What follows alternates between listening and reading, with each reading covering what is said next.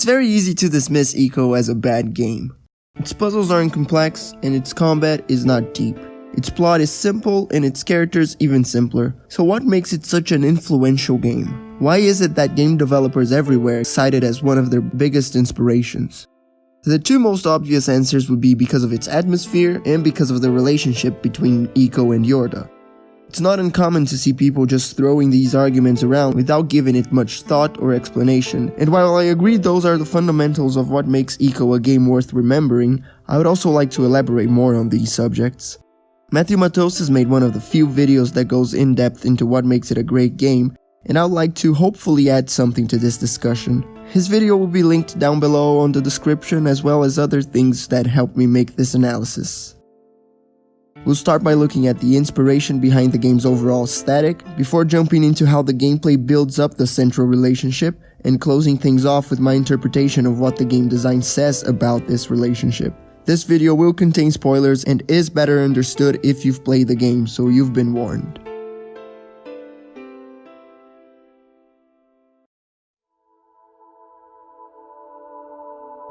This is Nostalgia of the Infinite by Giorgio de Chirico.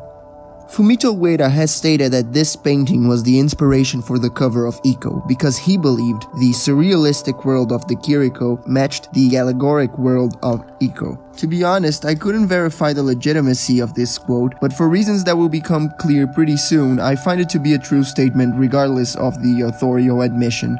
The similarities between the Chirico's body of work and the game are definitely not limited to this artwork.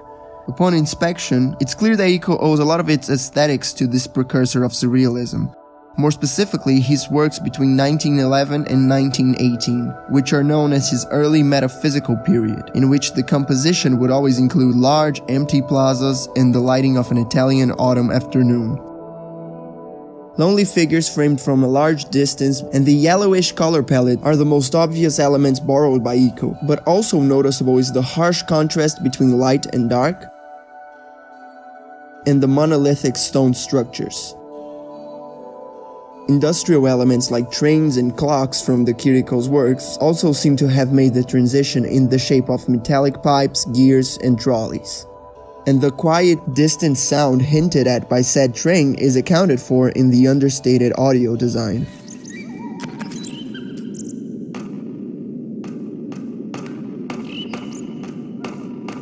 The way these paintings are all framed by simplified architectural elements also translates somewhat into the game in the shape of the heavily scripted camera, which was built as to not always frame Ico at the center of the screen like most video games, but to look for unique compositions as a way of setting the game apart from its contemporaries.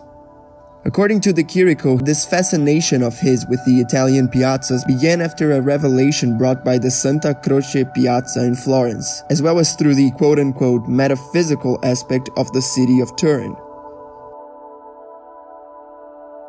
To him, these environments seemed to hint at deeper truths about the world, and the artist sought to translate that mood into his work as a way of teaching and training people to seek these metaphysical discoveries.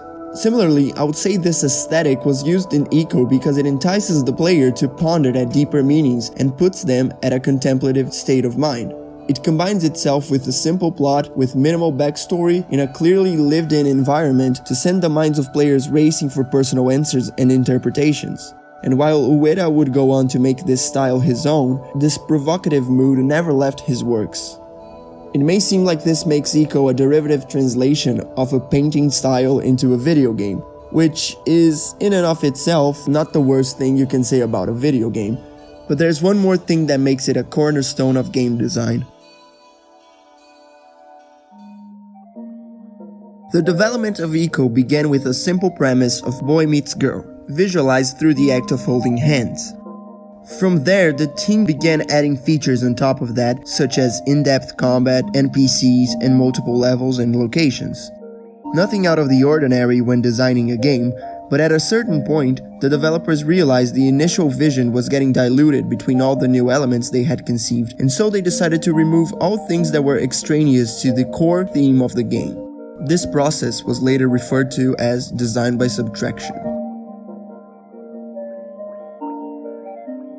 Looking at some of the features that made it out of the chopping block, you could be fooled into thinking that some of them are inconsequential to the relationship being built between Ico and Yorda. But I would like to take a closer look now and show how even the most mundane of mechanics is used to create meaningful interactions with her.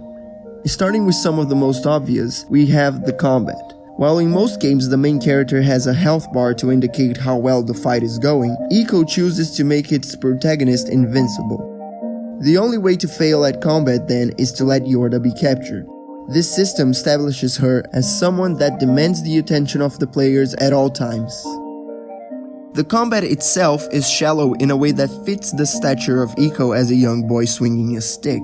I think it's worth noting, however, that the most effective way of attacking is to move in a direction, otherwise the player's combo doesn't play out in its entirety.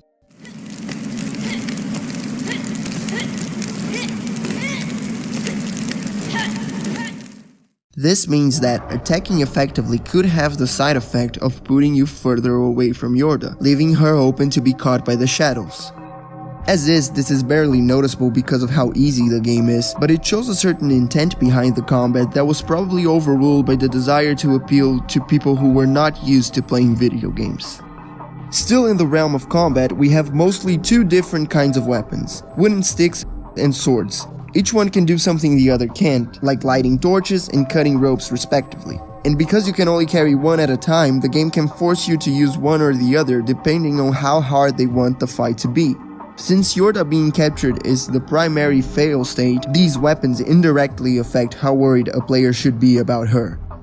Even chains, ledges, and different types of doors are used to build on this relationship, because in certain areas, leaving Yorda behind will spawn random shadows.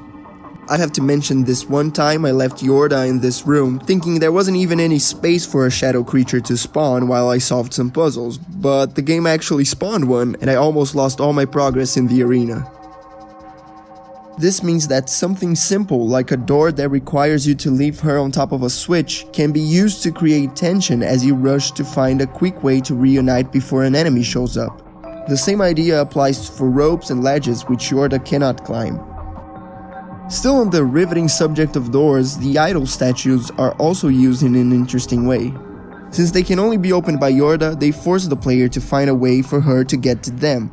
That's the objective of most puzzles in the game, but there's another more interesting aspect to them. When Yorda reacts to the idols, the magic instantly kills all the shadows in the area. So every so often, the game can create these scenarios where the player must choose between either running with Yorda towards the statues to defeat all enemies at the risk of getting her in trouble, or playing it safe and fighting normally and conservatively. Honestly, the only mechanic I can't think of having an effect on the relationship are the bombs. This process of getting rid of the Fed is not restricted to the gameplay, as it clearly affects the plot as well. This is made evident when looking at how many plot points serve multiple functions in the story. For example, Yorda being turned into stone later in the game is also used to explain why Ico dies if Yorda gets captured, since it's the same type of magic. Another example would be how the language barrier is used to create a feeling of mystery, but also excuses Yorda's AI behavior and provides a compelling reason for them to hold hands most of the time. Even Ico's horns, which are used to justify his imprisonment, also work towards the reveal of the origins of the shadow creatures without the need of any words. This is something Ico excels at, telling a story solely through gameplay and visuals. One interesting mechanic in that regard is having to grab Yorda when jumping over large gaps. Through the animation, the game frames their relationship in such a way as to convey her trust on him and his protectiveness of her. This is made all the more interesting when they are about to escape but end up separated on the retracting bridge. Because here we have a role reversal where Yorda is the one who must save Ico from falling. The fact that she fails but recognizes the sacrifice Ico's willing to make for her foreshadows her final act of bravery at the game's ending, finally succeeding in the role of protector. Design by Subtraction became somewhat synonymous with minimalism after this game, and for a fairly good reason, as everything that's left after the subtraction must be the minimally essential parts of what needs to be there for the story to be told. A benefit of this subtractive method was having a lot more time to work on less things, and the team used this time to focus on one of the pillars of the game's design: creating a reality.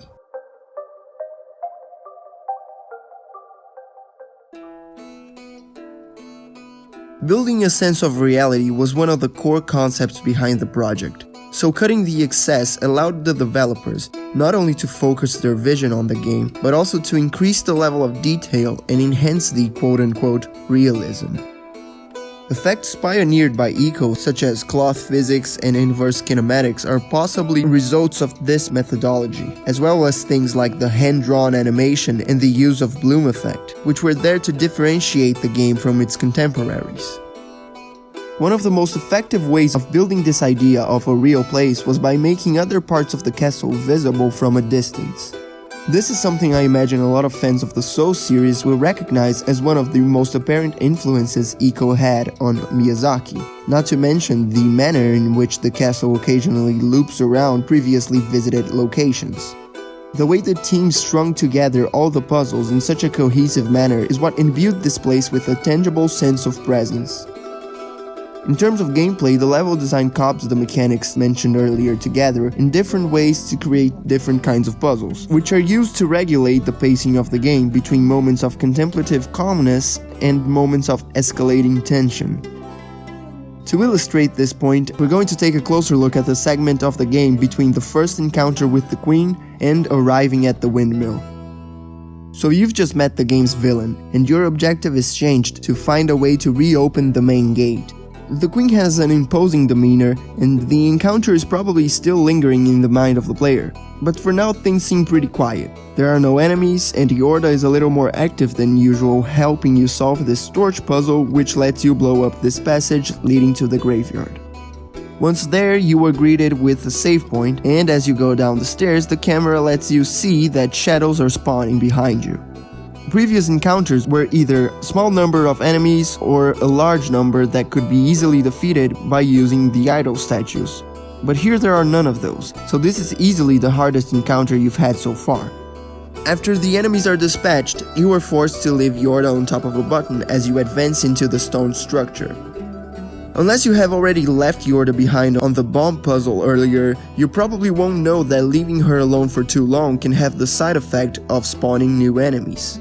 If you do know it, then the race is on to find a way to reunite with her as quickly as possible. And if you don't know it, well, you're in for a surprise.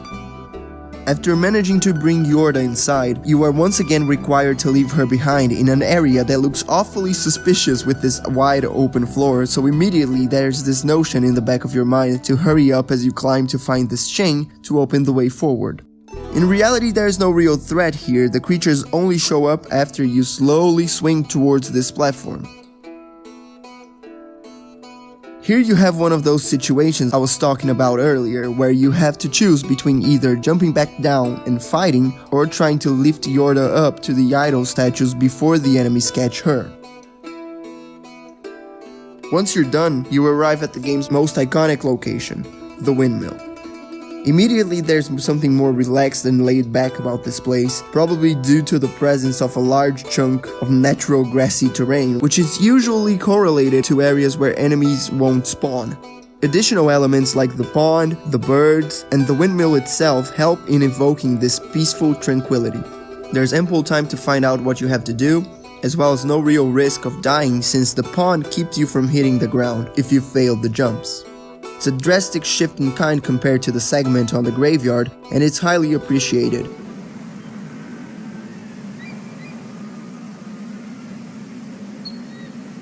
One other interesting aspect of the level design is how it tries to keep things fresh by creating a sense of unpredictability with the enemy encounters. Sometimes the shadows will spawn after every minor puzzle, while other times there will be long stretches of gameplay without much in the way of combat.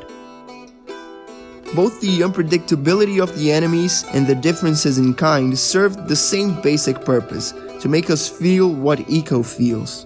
One of the clearest examples of this intent is the process of saving, which is a relaxing moment for both the players and the character.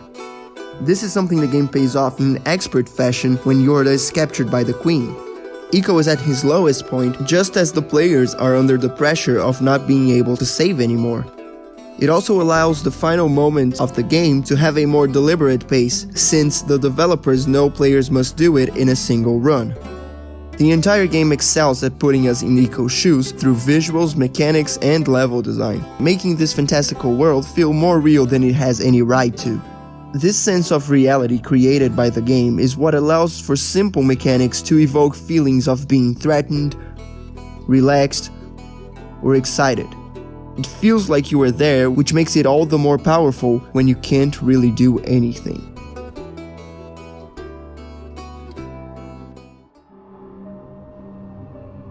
Having established how the gameplay is always focused on the player's relationship with Ueda through the avatar of Ico and the lengths the game goes to ensure we fully place ourselves in that character's shoes, the only thing left to discuss is how player agency can be interpreted to be the defining element through which we can extract what the game is trying to say about this relationship.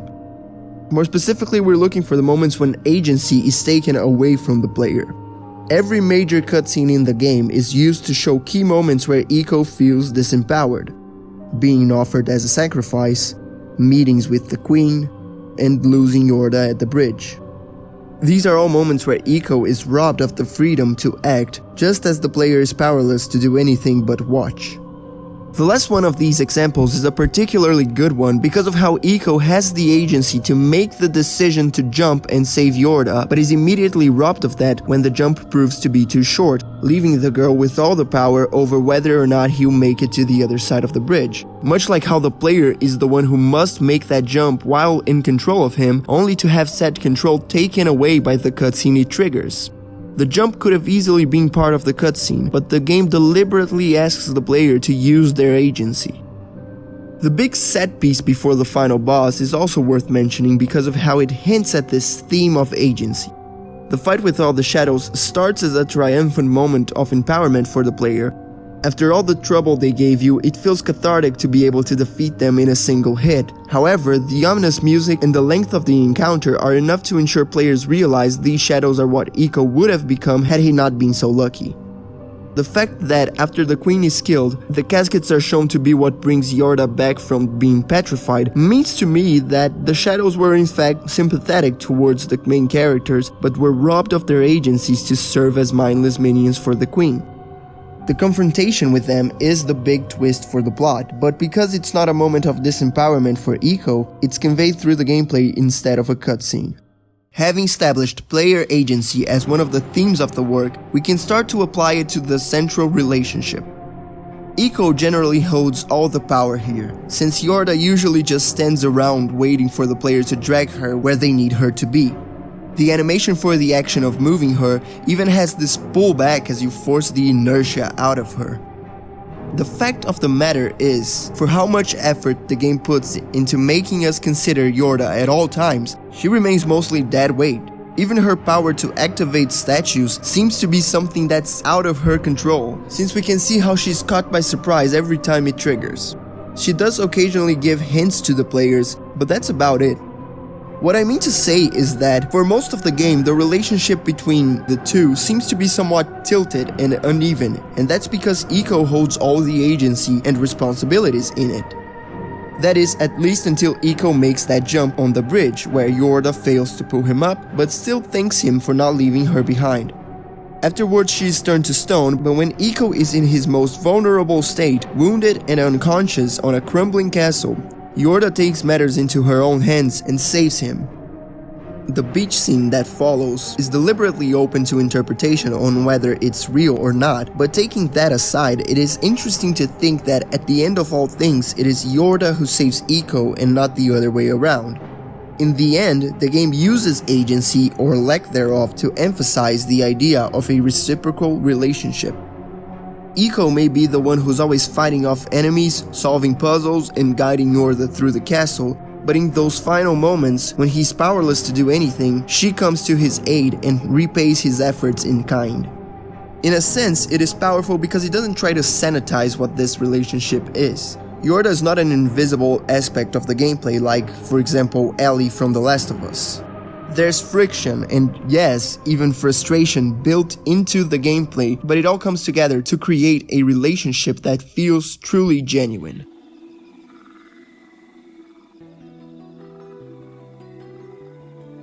If there's anything to take away from the ending song, it is its title.